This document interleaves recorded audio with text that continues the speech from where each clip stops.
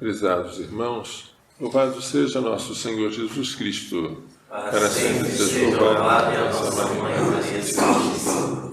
Hoje, quarta-feira de cinzas, dia de jejum e de abstinência, inicia-se a quaresma com o rito penitencial da imposição das cinzas. Lembra-te que és pó e ao pó hás de tornar. Este rito provém do Gênesis, quando Deus disse ao homem que por ter ouvido a voz da mulher e ter comido do fruto proibido, o solo seria maldito, a terra produziria espinhos e abrolhos, ele trabalharia e ganharia o pão com o suor do seu rosto e, por fim, retornaria à terra de onde ele foi tirado, porque tu és pó e ao pó hás de tornar. A sentença de Adão é também a nossa. E embora Cristo nos tenha salvo da morte pela sua morte e ressurreição, por enquanto nós temos ainda que experimentar a morte para chegarmos à glória.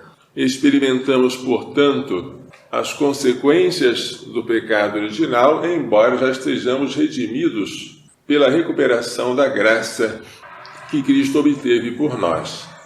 A primeira leitura é tirada do livro do profeta Joel. Joel está numa calamidade, uma praga de gafanhotos, e o povo está aflitíssimo. Os gafanhotos invadindo os campos são um sinal do dia do Senhor que se aproxima. Quando o Senhor vier, devemos estar preparados para a sua vinda com sinais de penitência. De maneira análoga, se os israelitas querem que Deus tenha misericórdia do seu povo, que está numa miséria agrícola por causa daquela praga, o povo deve fazer penitência.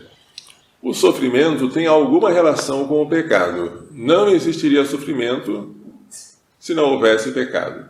O sofrimento serve para expiar os nossos pecados. E o sofrimento é merecido por nossos pecados. Podemos dizer que tudo que nós sofremos aqui na terra é pouco em comparação com o que nós mereceríamos sofrer. Quando Deus nos visita com a dor, Ele nos dá a ocasião de lembrar: mereceríamos muito mais do que aquela dor. Precisamos nos converter e vamos pedir perdão. Foi o que o profeta Joel exortou o povo a fazer: que proclamasse um jejum e que dele todos participassem, ministros sagrados, anciãos, esposo e esposa, crianças e lactentes, e que chorando suplicassem: perdoa, Senhor, teu povo. Não deixe que esta tua herança sofra infâmia e que as nações a dominem. E assim o Senhor encheu-se de zelo por sua terra e perdoou o seu povo. Uma advertência do profeta é que o povo não deve rasgar as vestes, como faziam os judeus em sinal de luto, mas devem rasgar o coração. Devem se voltar para o Senhor, que é benigno, compassivo, paciente, cheio de misericórdia e inclinado a perdoar o castigo. O Salmo 50, que recitamos em seguida, é o salmo penitencial por excelência, em que se reconhece que o pecado é meu. Foi contra vós, só contra vós que eu pequei, pratiquei o que é mal aos vossos olhos, o meu pecado está sempre à minha frente, mas se reconhece que Deus é capaz de criar um coração puro. Criar é um verbo que no hebraico, bará, só se reserva a Deus. Deus criou no princípio o céu e a terra. E aqui Deus pode criar um coração que seja puro. De fato, a purificação de um pecado é uma obra que supera a obra da criação. É mais admirável perdoar um pecador e torná-lo justo do que criar o céu e a terra. Assim, o salmista pede perdão, pede a alegria de ser salvo, pede a confirmação com um espírito generoso e que ele tenha capacidade de cantar o louvor de Deus pelo perdão obtido. Abri meus lábios, ó Senhor, para cantar, e a minha boca anunciará o vosso louvor. A segunda carta de São Paulo aos Coríntios é uma exortação à penitência. Nós somos, diz São Paulo, embaixadores, representantes de Cristo, e é Deus mesmo que exorta através de nós. Quem vos ouve, a mim ouve. Em nome de Cristo, nós vos suplicamos, reconciliai-vos com Deus. Aqui a tradução está, deixai-vos reconciliar com Deus. Aquele que não cometeu pecado, Jesus, Deus o fez pecado por nós. A palavra pecado aí provavelmente significa a vítima de expiação pelos pecados, porque essa vítima também era chamada de pecado, para que nele nos tornássemos justiça de Deus. Como colaboradores de Cristo, nós vos exortamos a não receberdes em vão a graça de Deus. A graça de Deus é oferecida, mas ela pode ser recebida em vão, se nós não aproveitarmos a ocasião, o tempo favorável, aquilo que em grego se costuma chamar de kairos. Pois ele diz, no momento favorável eu te ouvi, no dia da salvação eu te socorri. É agora, diz São Paulo, o momento favorável. É agora o dia da salvação. O Senhor oferece a ocasião de reconciliação e de perdão, mas ele não é obrigado a voltar para oferecer uma nova ocasião se eu hoje me recusar. Por isso, uma frase atribuída a Santo Agostinho diz assim, eu tenho medo do Deus que passa e não volta. O Evangelho é um trecho do Sermão da Montanha em que Jesus fala das 3 obras penitenciais, a oração, a esmola e o jejum, exortando os seus ouvintes a não praticá-las com o espírito farisaico, ou seja, para serem vistos pelos homens, mas que pratiquem com discrição, sem se preocupar em que os homens vejam. E assim, o Pai, que vê o que é secreto, nos dará recompensa. Isto vale para a esmola, que deve ser feita de tal modo que a mão esquerda não saiba o que fez a mão direita, da maneira mais discreta possível. Ninguém verá a tua esmola, mas o Pai, que vê o que é secreto, dará recompensa.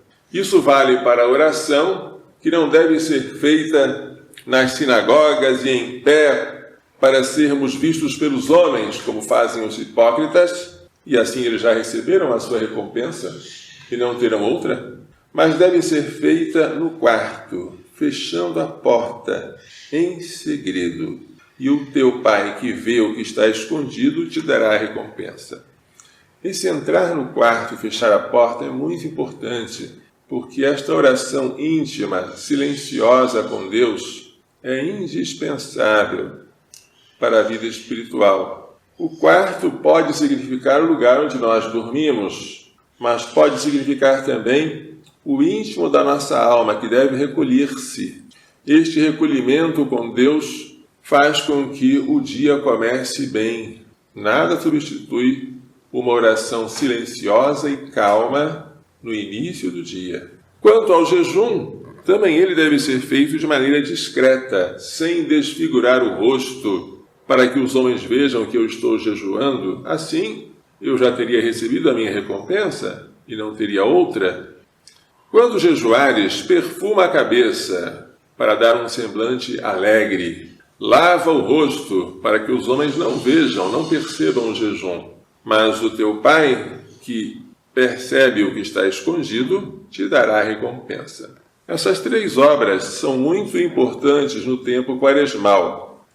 Evidentemente, a mais importante de todas é a oração. A oração é a elevação da alma a Deus, para adorá-lo, para agradecer a Ele, para pedir as graças de que nós necessitamos, para pedir o perdão dos nossos pecados. Mas é importante a esmola, pela qual nós nos privamos do supérfluo e socorremos o necessitado. A esmola é um antídoto perfeito contra a avareza, o apego desordenado aos bens. E o jejum É o antídoto contra a concupiscência da carne, contra a sede desenfreada de prazer. Pelo jejum, nós nos privamos de algum alimento que seria lícito comer, para assim sentirmos fome e sede de Deus, para aspirarmos a coisas mais altas e também para, com aquilo de que nós nos privamos, socorrer os outros que não têm pão para comer. É com esse espírito que devemos começar estes dias de Quaresma, este tempo de Quaresma. A Quaresma é um tempo de morrer, porque é morrendo que se vive. É um tempo de mortificação. Na Quaresma, a cor é roxa e só se tornará branca na Vigília Pascal. A Quaresma é um tempo que exprime muito bem o que nós estamos vivendo aqui na Terra. Gemendo e chorando neste vale de lágrimas, é o que diz a Salve Rainha. A Quaresma exprime isso de maneira bastante concentrada. Se nós capricharmos na prática quaresmal, teremos grandes frutos quando chegar a Páscoa da Ressurreição. Quanto mais formos fiéis ao dever de morrer, mais receberemos vida e vida em abundância ao chegarmos à ressurreição. Que Maria Santíssima, que tanto soube entender e praticar tudo isso, e o seu castíssimo esposo São José, nos façam compreender e pôr em prática as lições desta liturgia. Louvado seja nosso Senhor Jesus Cristo, para sempre seja louvado nossa Mãe Maria.